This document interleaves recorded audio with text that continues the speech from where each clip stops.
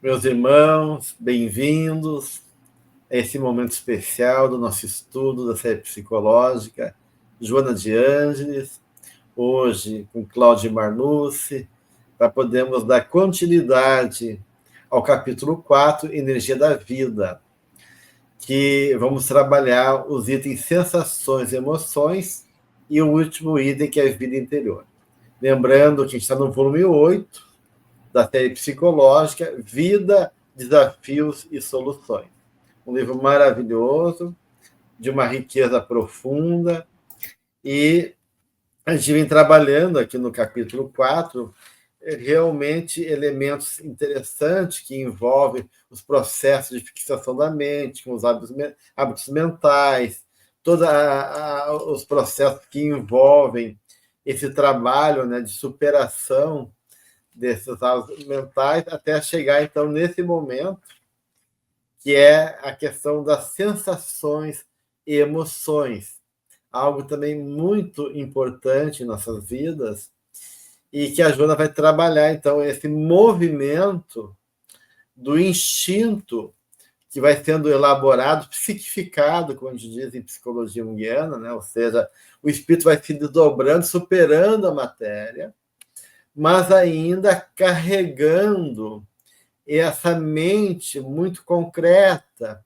muito ainda referendada nas sensações físicas. Né? Então, esse instinto vai se desdobrando em sensações, em emoções, até chegar no sentimento, e aqui ela vai focar, então, nesse universo emocional e ainda do homem sensação. Né? Então, vamos abordar um pouquinho isso. Como é que foi para você o contato com esse material? Marluce, Cláudia, né? Essa dinâmica complexa aí desse universo emocional e das sensações. Olá a todos, que bom estar aqui nessa conversa tão bacana, né?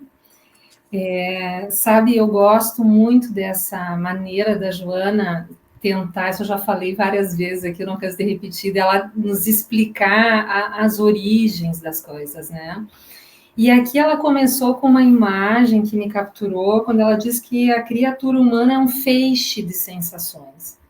E, puxa, ela usou essa expressão feixe, né? Daí fui procurar, porque me veio aquela imagem de um feixe de lenha, alguma coisa que tu junta, né? E, de fato, né, o feixe é um conjunto, um grupo, uma grande quantidade de algo que está concentrado ali.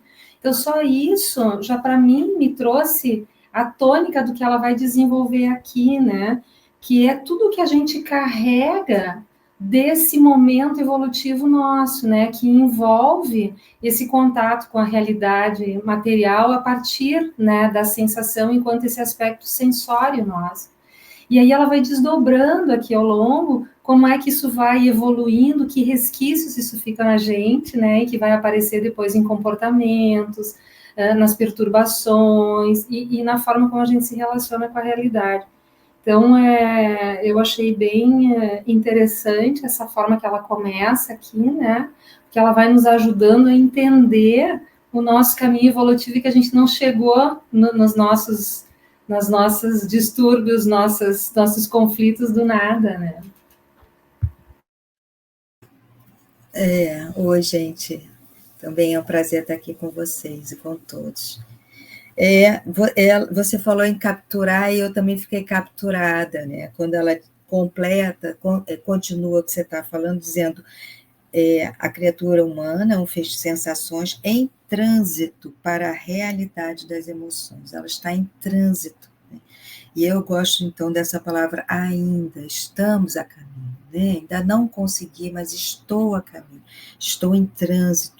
E é isso, né? Quando você traz essa imagem do feixe, né? Desse agrupamento, e eu me lembro do corpo humano, né? Aquele feixe aquele conjunto de músculos, né? Quando a gente estuda em biologia, né? Aquele conjunto de músculos, né? É o que me vem de imagem, né?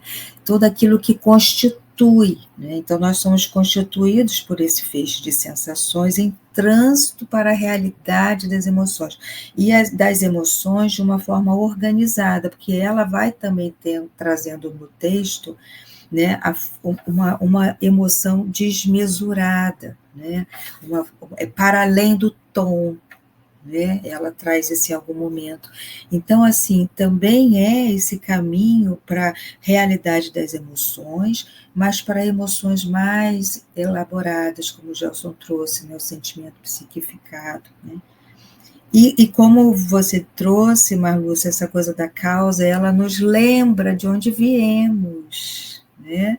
Como estávamos, né? As largas experiências vividas nas faixas primitivas do passado deixaram impressões profundas que prevalecem. Então, ela nos lembra, olha, né? Viemos todos daquele lugar, né? Onde éramos muito achacados pelas experiências, pela forma de sobrevivência, né? De luta contínua, né? Nos primórdios da humanidade.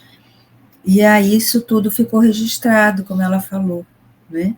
Fica registrado e volta e meia, em algum momento nós colocamos, como eu gosto de brincar, esse animal para fora, né?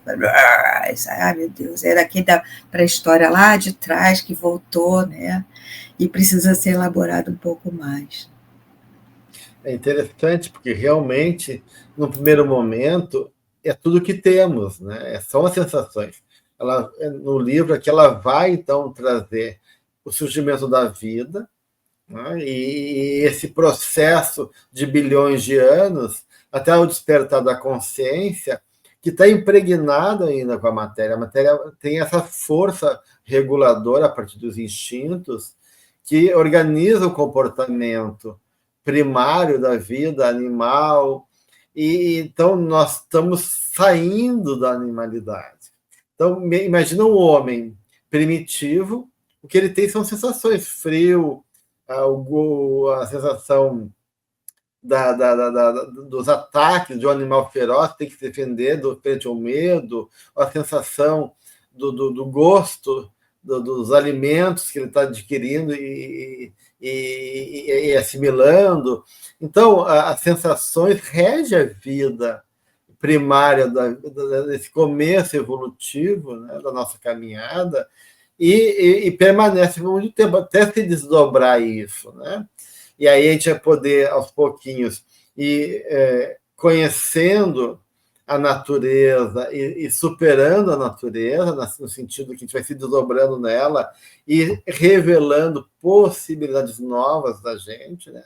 Que aí entra as emoções, quando o homem se ergue, libera as mãos e começa a ter o homem fábio, o homem que trabalha, o homem que opera, e o homem afetivo também, né? Que toca e é tocado. Então, a libertação das mãos dá um movimento evolutivo e a visão também, né? O olfato deixa de ganhar primazia e a visão começa a...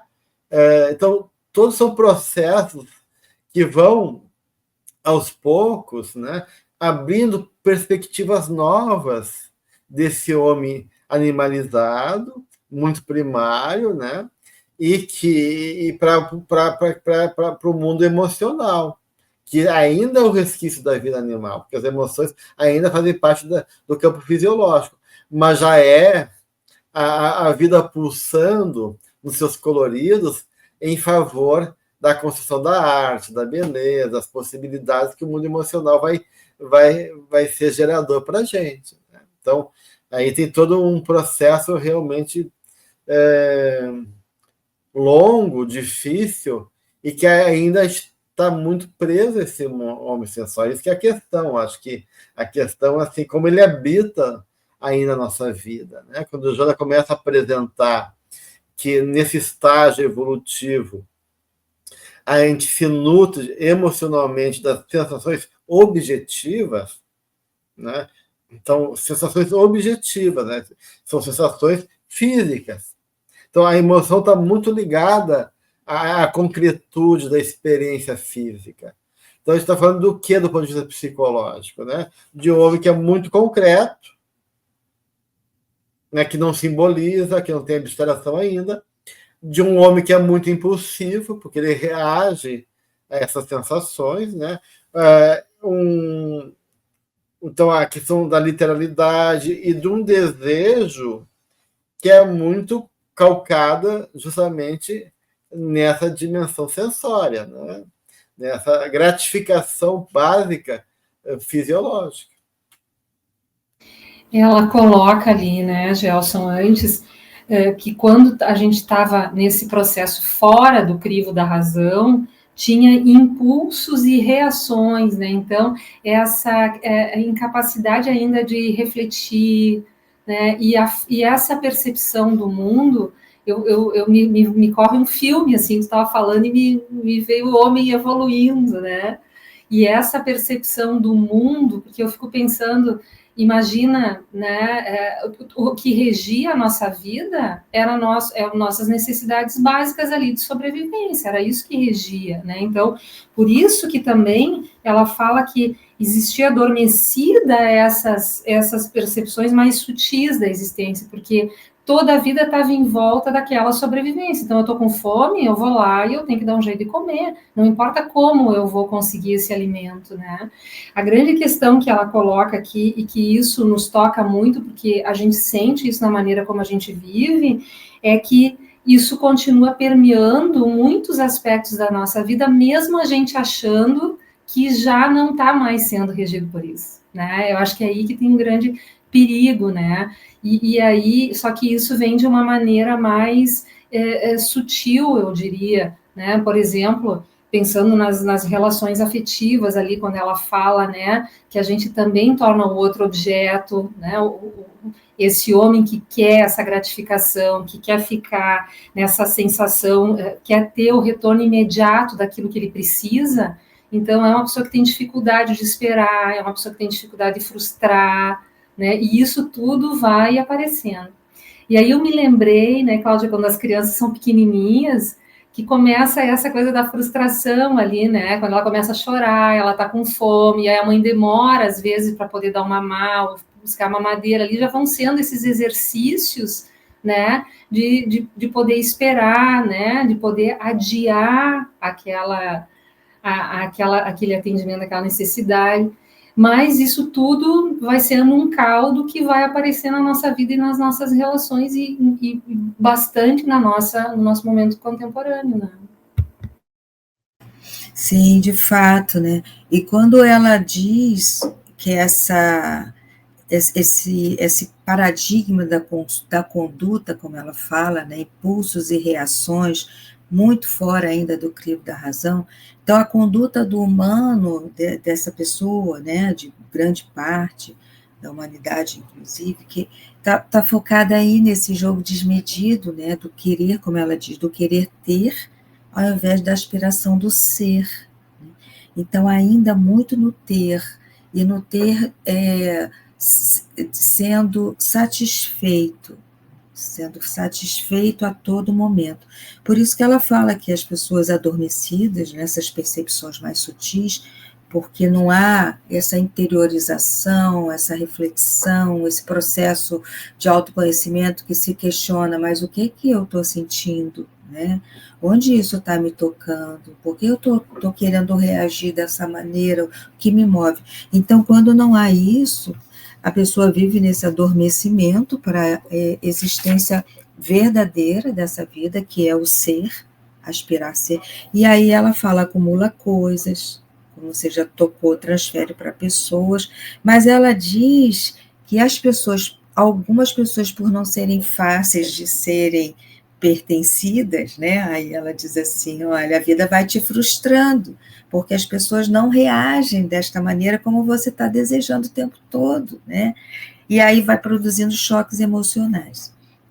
E é de fato isso que vai fazendo com que ela seja mobilizada para visitar esses lugares de desconforto, porque são através desses choques emocionais, dessa frustração, né, desse não prazer, de tudo que ela vai entrando em contato, mesmo que ainda exista esse mecanismo de fuga, né? Fuga para a direita. Então, a pessoa vai para o alcoolismo, para o tabagismo, para as drogas, para os psicotrópicos, né? Toda a medicação que faz com que ela fique aplacada. Não, o objetivo é não sentir isto, né? Então, vamos abafar isso aí, porque você precisa ser feliz. E aí é uma venda de uma felicidade real, né? Fantasiosa, porque é uma venda do prazer, sobre o prazer,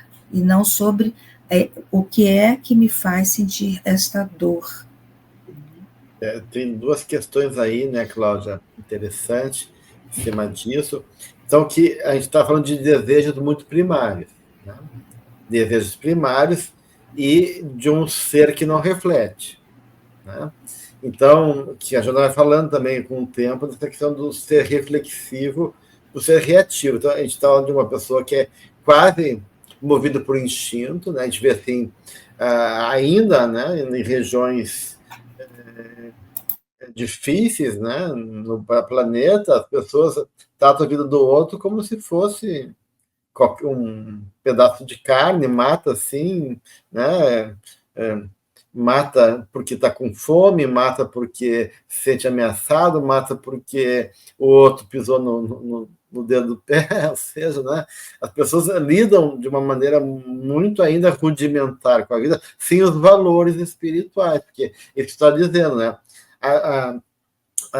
Como a vida emocional está presa ainda nesse estágio primário, né? As sensações físicas é o que nutre o sentido da vida, porque essa dimensão sutil, né, da realidade, do que com o tempo vai emergindo, né? O prazer de ver uma boa música, o prazer de orar, o prazer de ver uma pessoa feliz, né? Que são prazeres que vão tomando espaço na medida que o ser espiritual vai se reconhecendo, né?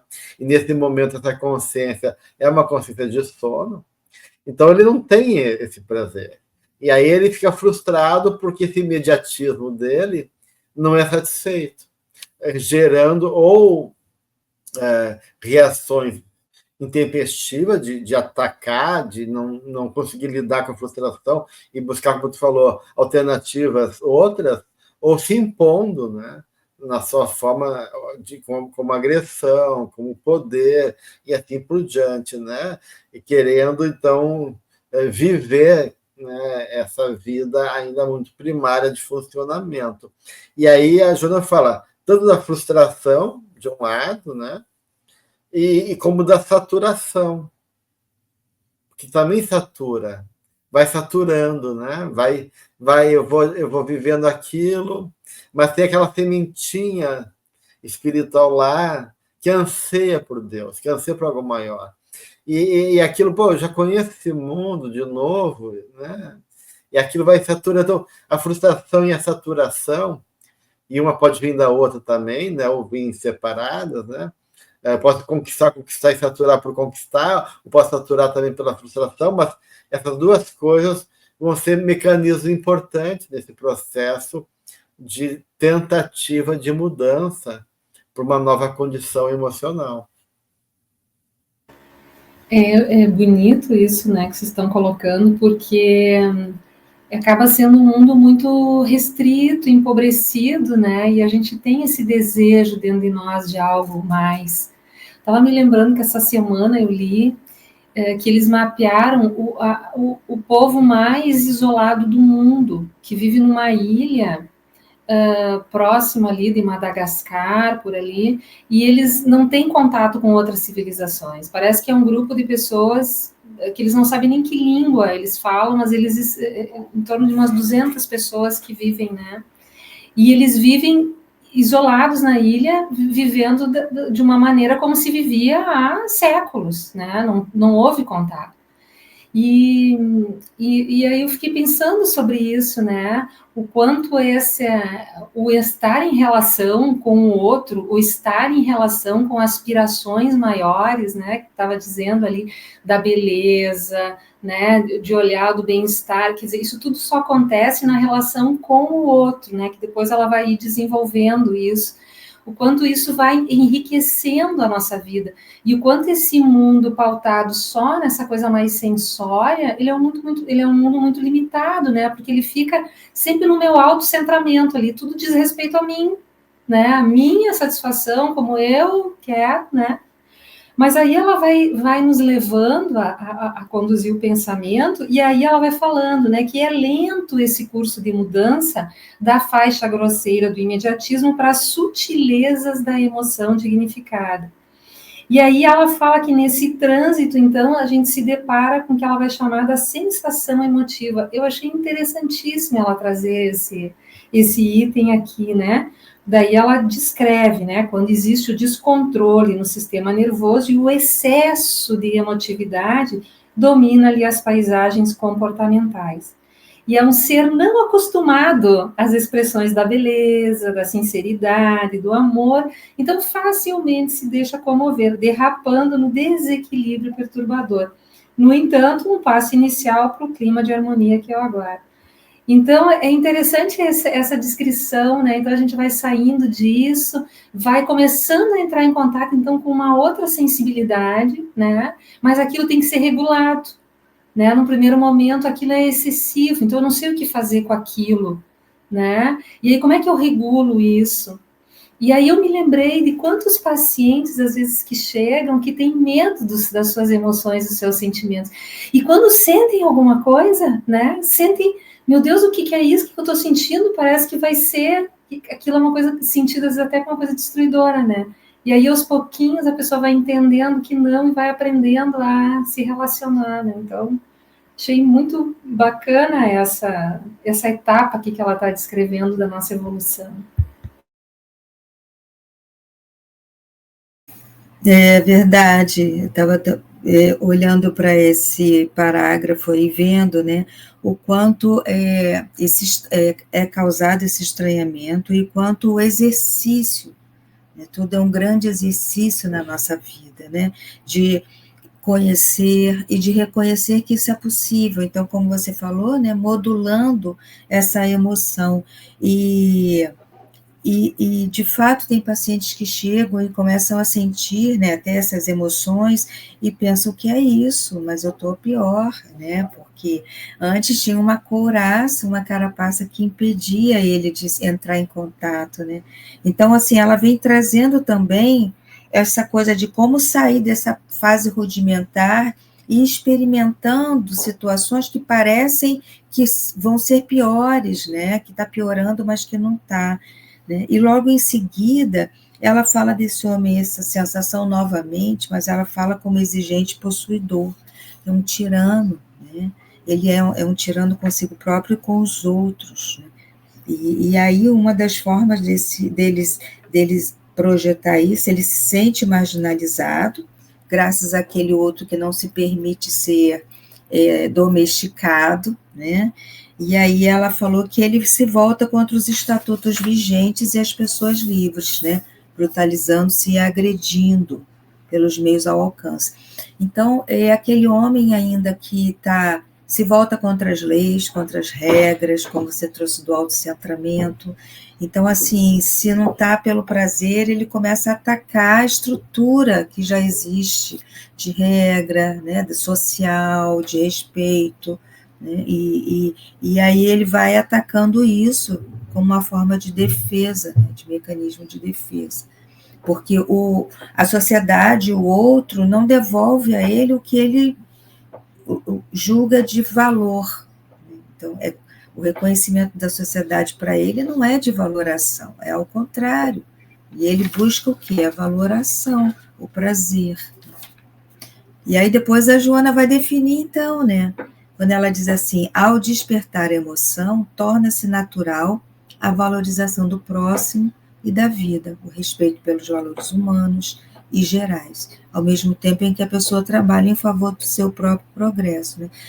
Então, a importância dessa flexibilidade, porque a experimentação que a vida vai fazendo a gente, né, se relacionar com isso, e vai fazendo com que nós nos experimentemos, a sociedade devolva para nós aquilo que a gente não quer ver, e com base nisso tudo, então, vai havendo esse despertar da emoção, não aquela emoção que ela acabou de dizer, né, que você trouxe nessa emoção desmesurada, uma sensibilidade excessiva, né, mas aí vai realmente amadurecendo esse estado de emoção mais racional, inclusive, né, de autoobservação e de autocontrole diante das demandas da vida, né? É como se todo o processo inicial, né, é um transbordar, né? Quando o rio transborda, depois ele vai se acalmando, né? Então, as emoções são assim. Quando é tomado por uma emoção ainda intensa, ela ganha uma proporção gigantesca, exagerada, e que não pode ser contida ainda. E com o tempo, elas vão ganhando, né, seus leitos do rio, sendo canalizadas e ganhando proporcionalidade adequada ao contexto vivido.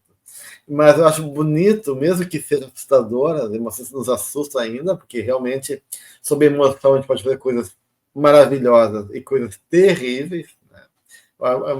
Mas já é o homem psicológico, né? Quer dizer, a emoção vem quando tu começa a ter uma representação subjetiva que não é mais a resposta fisiológica, sensória, mas uma resposta psicológica, ou seja, emocional, que é também contextualizado na relação com o outro. Então, na emoção entra o outro também. Tu ser afetado. Então, é o campo afetivo. O campo emocional é um campo que começa a se dar nesse espaço de afetividade, de representação, onde eu ganho um lugar e o outro também nessa dinâmica, né?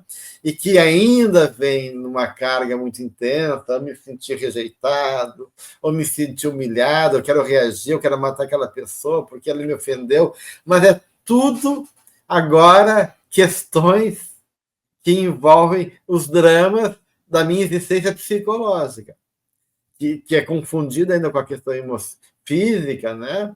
Mas já é questões, do ponto de vista de referências desse campo aí, onde a minha autoimagem, o meu valor e essas necessidades fisiológicas buscam outros, um prazer mais elaborado, mesmo que ainda rudimentar. Mas já é um passo importante, como a Joana coloca aqui, vocês lembraram, né? E ela vai citar uma frase fantástica, né, em cima disso, de, a sensação é herança do instinto dominador. A emoção é tesouro a conquistar pelos caminhos da ascensão. A conquistar ainda, né?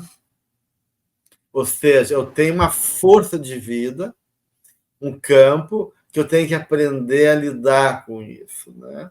E não ser afetado tanto, essa emotividade vem me invade tanto positivamente, né? Eu fico muito emocionado, choro de emoção, mas é exagerado, ou eu fico com raiva, né? E faço fantasias destrutivas em relação ao outro. Então, eu estou realmente experienciando a vida a partir desse lugar que já é o campo da elaboração de um começo de sentimento. A gente pode pensar que o núcleo do campo sentimental começa nesse campo afetivo através das emoções.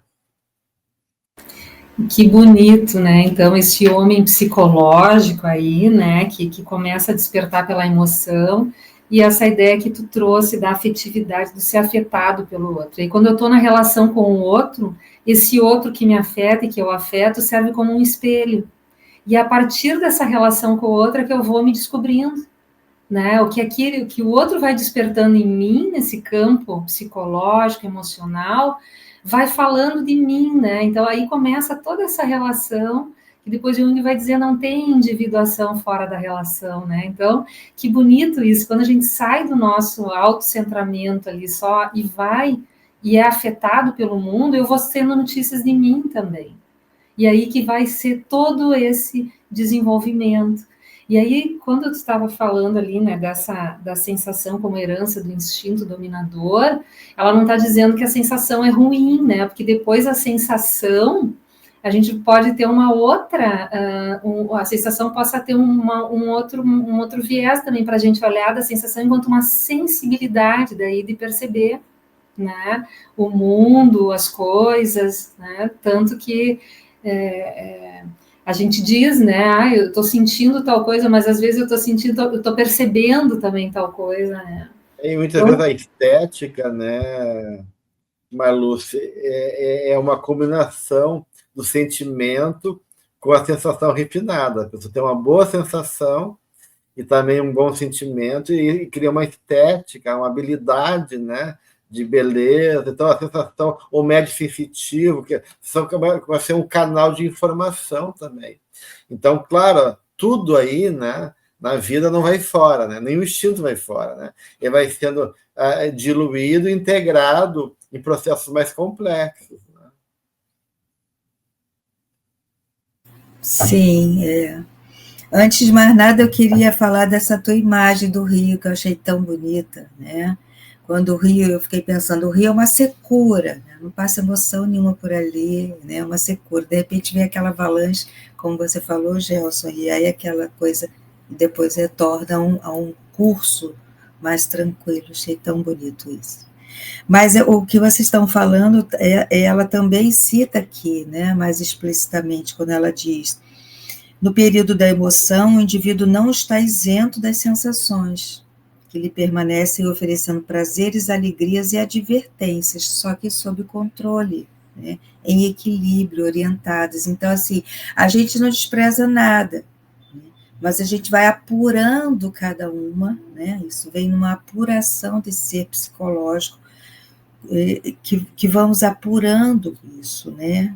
E ela diz assim: na fase da sensação, igualmente, o ser experimenta emoções algo desordenadas, e vez que outras propiciadoras de bem-estar. Então, como vocês trouxeram, não é só uma coisa, uma sensação ruim, é um conjunto de sensações que vão sendo apuradas de acordo com a evolução. Isso que é bonito, né? E aí me faz pensar assim, né? A vida não é um parque de diversões. A gente deseja, muitas pessoas desejam que a vida seja um parque de diversões só com prazeres. Mas nós precisamos estar nos experimentando nesses vários vieses, né? Numa sensação, numa percepção, como vocês trouxeram, numa autopercepção, e numa autorrelação, relação de mim comigo mesmo. O outro me provoca, mas aí eu tenho que entrar no relacionamento comigo mesmo, né? Por isso que diz amar a Deus, né? Amar ao próximo como a ti mesmo. Então a gente vai entrando nesse relacionamento conosco, vamos nos reconhecendo, vamos nos amando, né? É a forma como eu me apresento agora, né?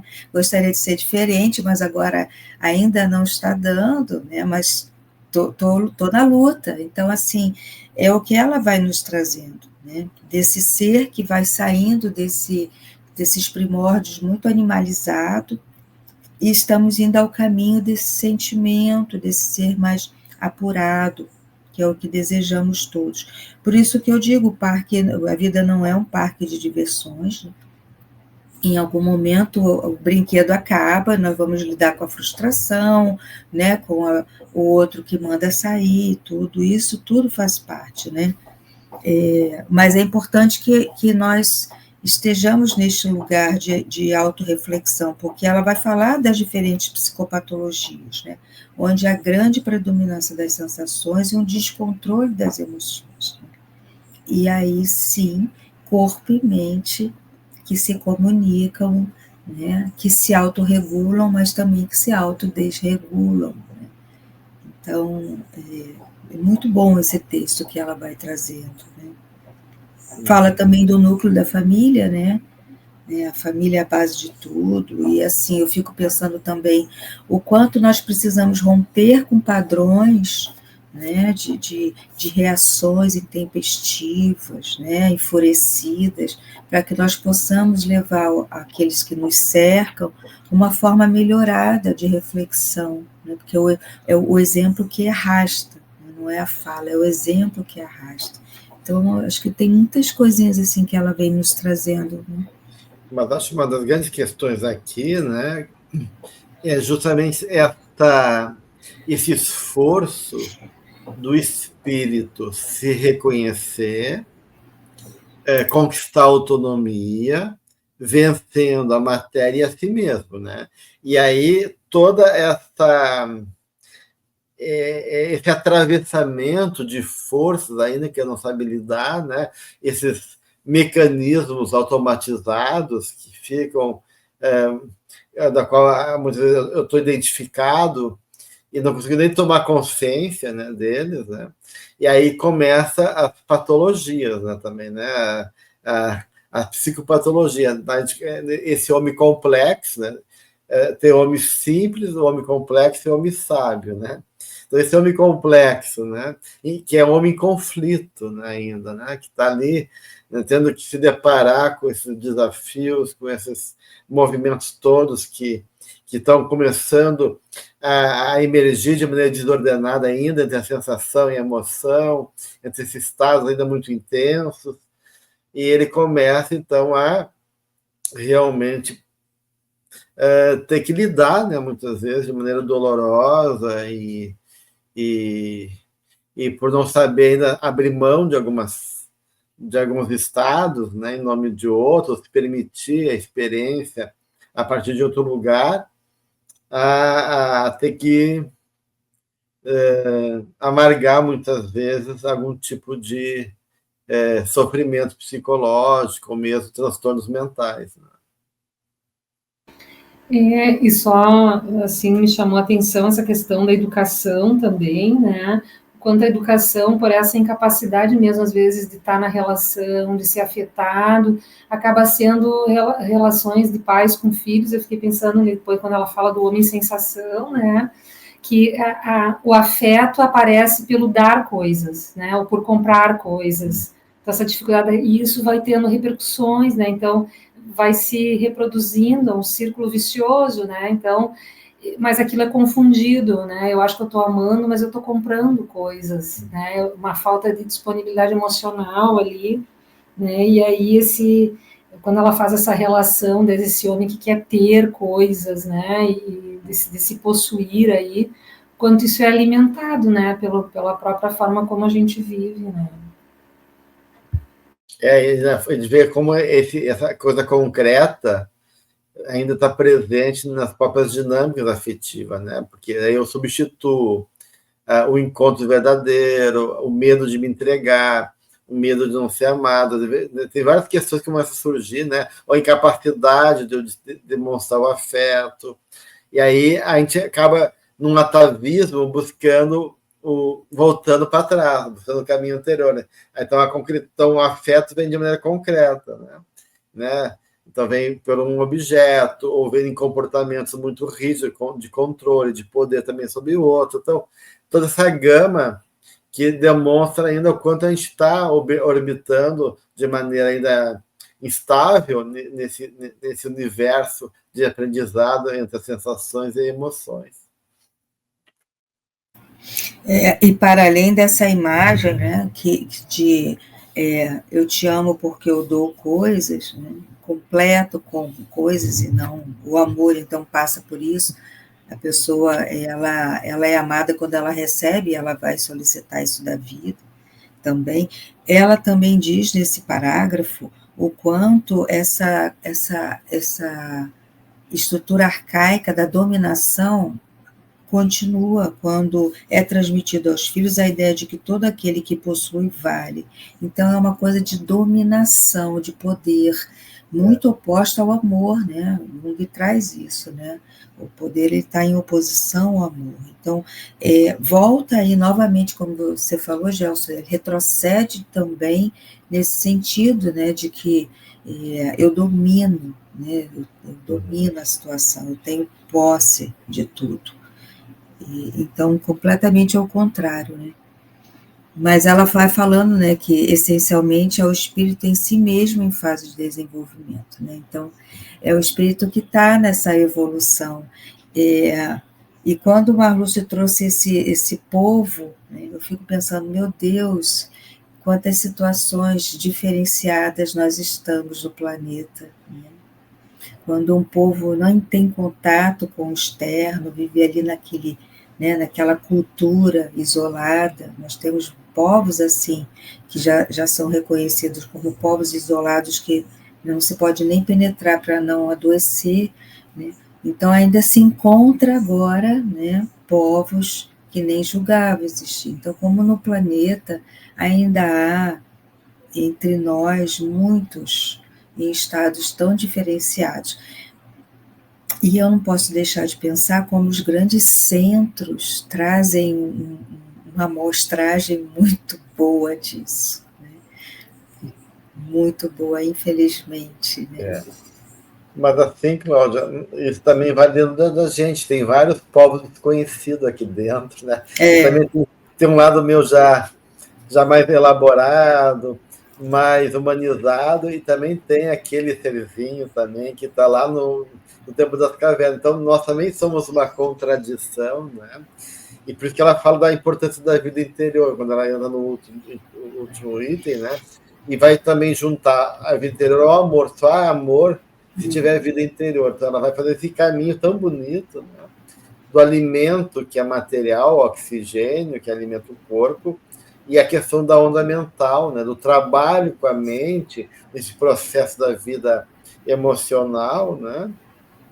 Através de elaborações pela meditação, pela oração, por processos já psicológicos, espirituais, e esse caminho para dentro de si, como um caminho inevitável e essencial para que a gente possa realmente encontrar uma nova condição, né, do ponto de vista psicológico e espiritual.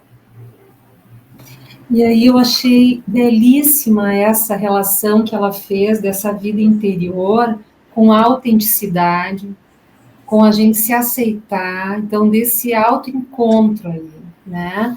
E aí ela vai dando esse alimento, eu achei linda essa analogia dela do alimento, né, do oxigênio que é para o corpo, e como é que a gente alimenta isso, então esses momentos ali de conexão, né, que tu estava mencionando, né, Gelson, para chegar nesse encontro com uma realidade que nós desconhecemos, que é esse povo todo aí tão diverso que a gente tem dentro da gente, né?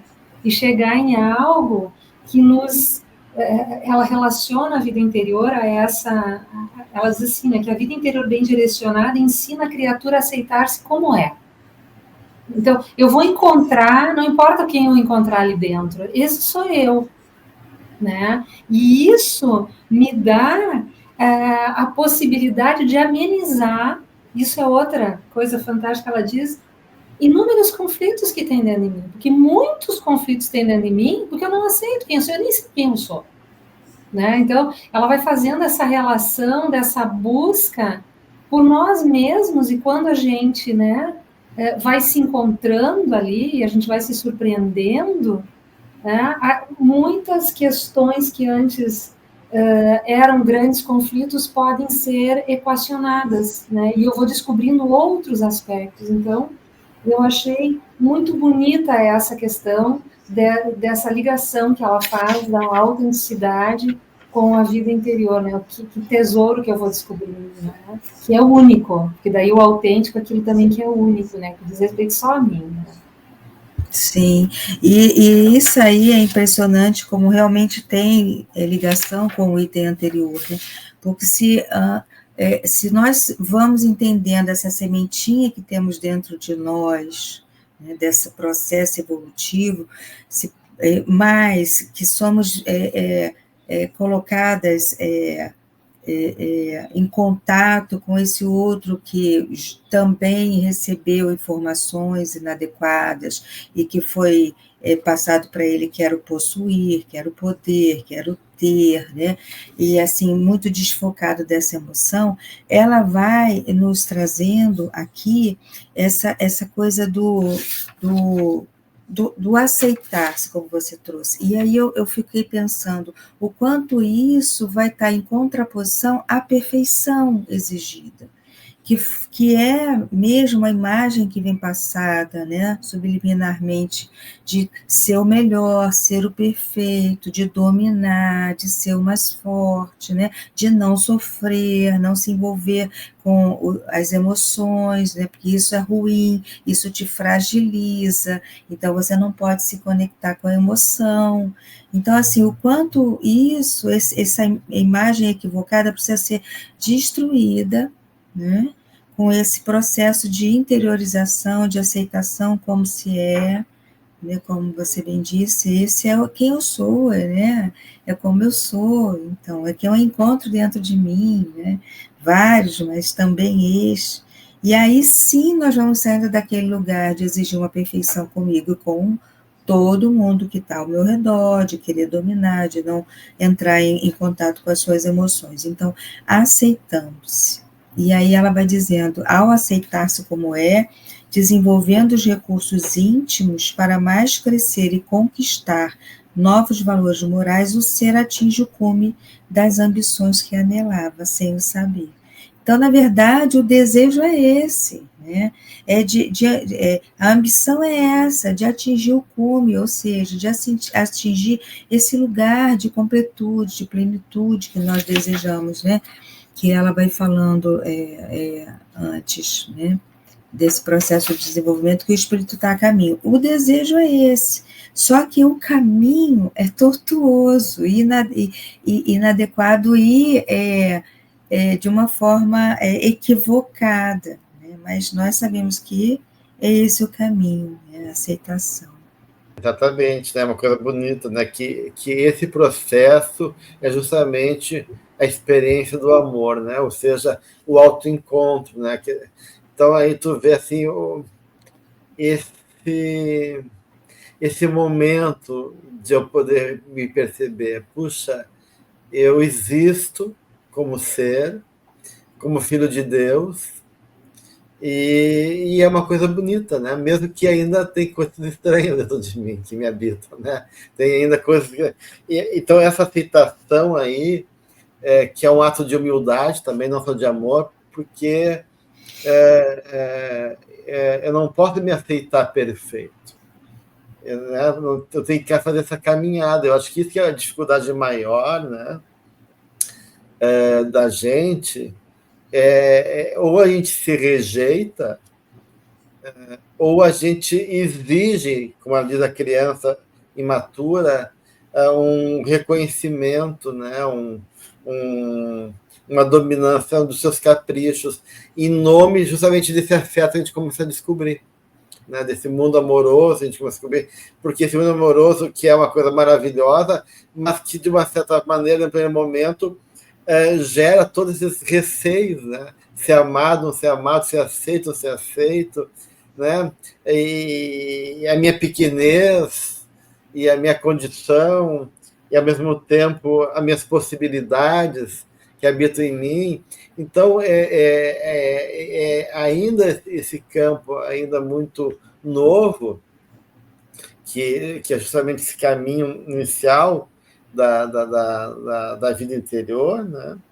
Aonde eu tenho que ganhar segurança para me libertar das coisas, como diz a Joana, né? Abrir mão daí dessas coisas que sustentam ainda. Antes eram coisas, agora são pessoas,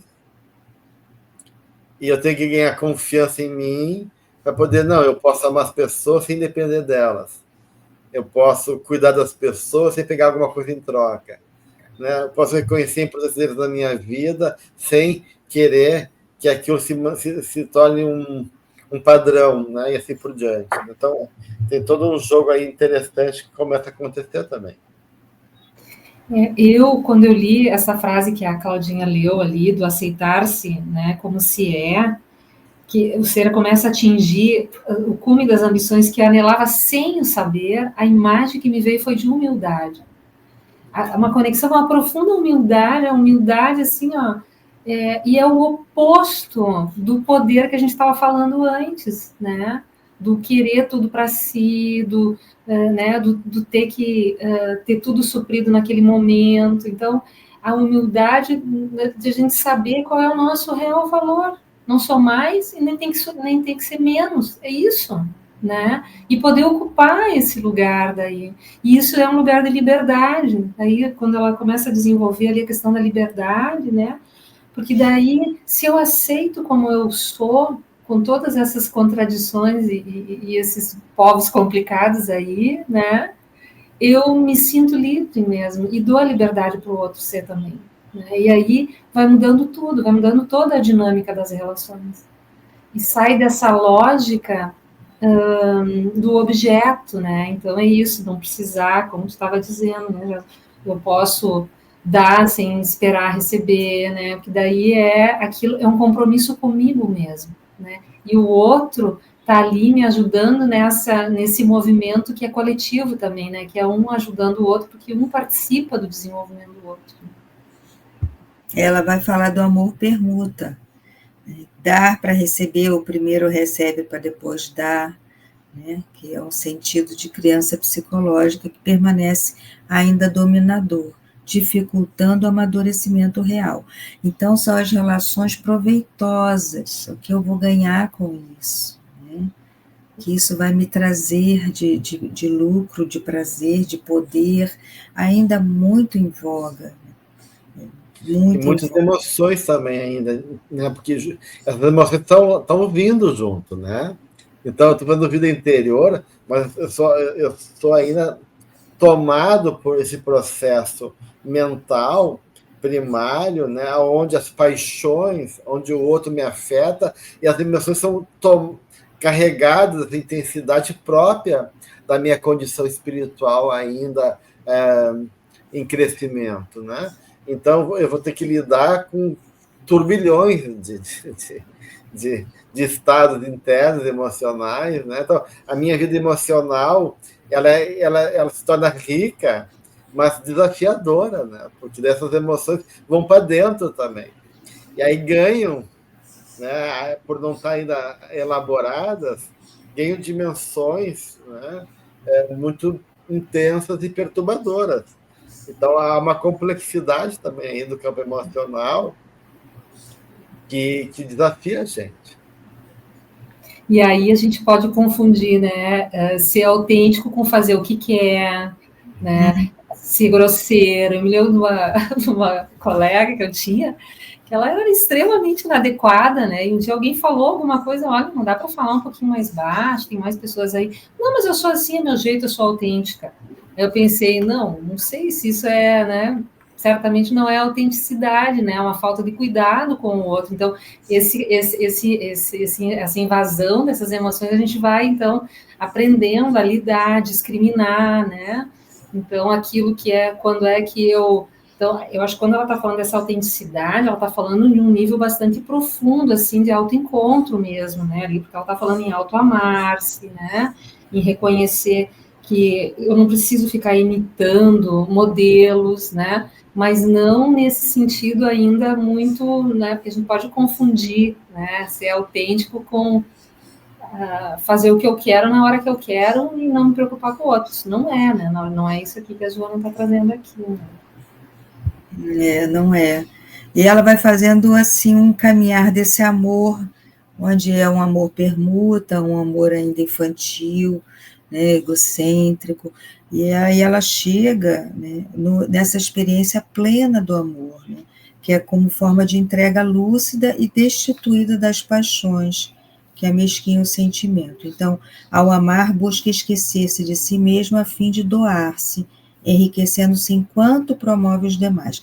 Então, esse é um amor que nutre, porque a pessoa não está ligada a essa troca, né? Ela está ligada realmente a uma entrega, né? Esse amor, como ela disse depois. Ela fala em dois momentos, né?